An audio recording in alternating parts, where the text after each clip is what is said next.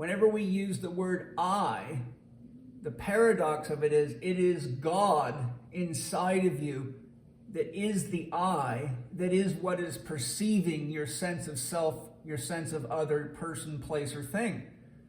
And it is the subject that is not polarized. It is the mirror that is empty, which allows anything to appear before it.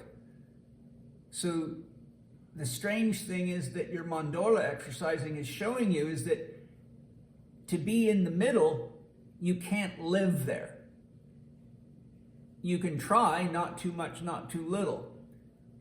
But if you were to say, I'm not going to generate polarity today, I say, good luck, I want to see this, right? Because no matter, for example, all the vegans that say, oh, I don't want to kill anything. Well, let's just do an analysis of how many microorganisms you're breathing in and killing with every breath. Let's look at all the little creatures you can't see that you're killing every time you walk across the grass. So you see, you can't enter into the field of life without a duality. And the real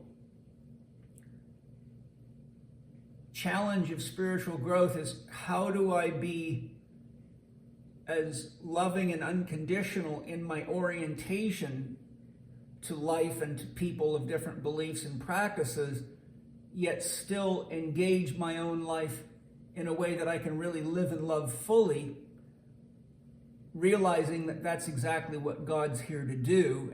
And we can't, you know, the old saying, if you want to make an omelet, you got to crack some eggs, right?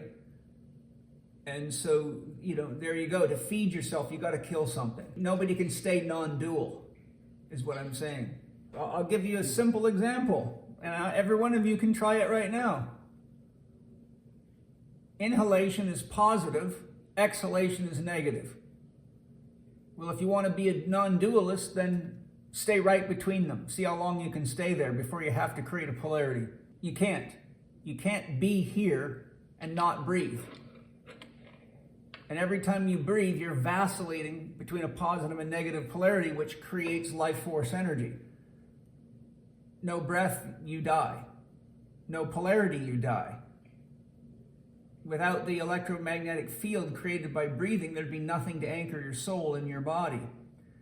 So this is the story of Adam and Eve. They didn't know they were naked. They didn't know they were free. They didn't know they were in the kingdom of heaven until they ate from the tree of knowledge of good and evil. Only then did they realize what life was and what God was, or what Satan was, or what good is, or what evil is. And so that's sort of a metaphor for, you can't grow or learn anything in a non-dual state. You can only witness. But in order for God to have something to witness, God itself has to create a field of polarity. I think one of the things that I'm hoping comes clear to you guys is, it's not about avoiding the creation of polarity. It's asking yourself, how much polarity do I need to create something that is beneficial and is dream affirmative and is life affirmative and somehow nourishes my soul and maybe nourishes the souls of others? You know, I'll use a simple analogy. How much money do I need to live the life I want to live? And what happens if I cross that threshold and just try to accumulate mountains and mountains of money? If we don't have a sense of structure in our lives and discipline about how we go about making money, then we can find ourselves working very hard but being very ineffective and inefficient, which is what I see happening all the time. Loads of my students are burning themselves out working at low dollar jobs because they don't have the confidence or the drive to go get a better job. And so there's an ineffective use of self. So either way you go, if you go too far into not being proactive about how you make money and being intelligent about it, then you burn yourself out.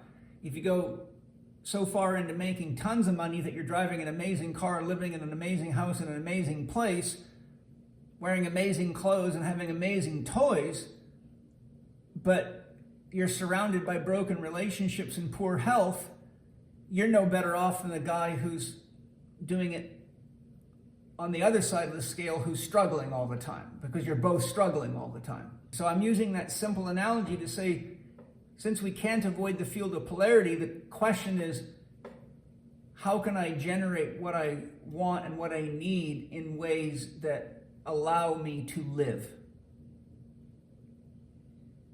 That, you know, this for me is very important, because it's very easy for me to literally work constantly.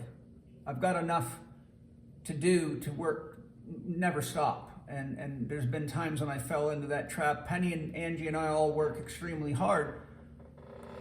But the girls make sure they take time to take the kids on little vacations, be it skiing or visiting grandma or going to Legoland or whatever it is.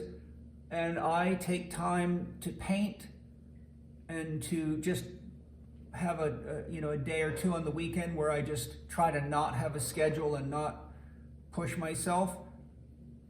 And I look back at the times in my life when Penny and I used to work 7 days a week. We just never stopped. But I could see how tired I got and how the quality of my thinking started to get weaker, and how I had to drink more and more espresso just to get my steam up to do anything.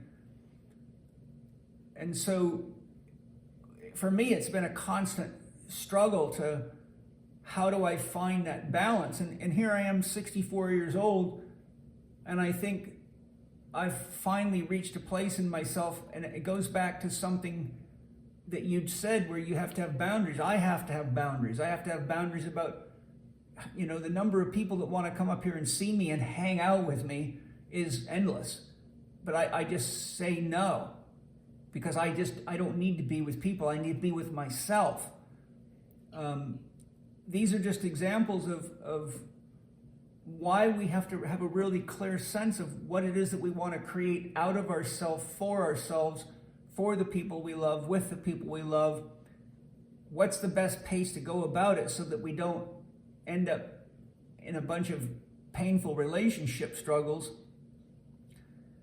And if we're going to work hard to make money, what are we going to do with it so that it's actually rewarding instead of just paying bills?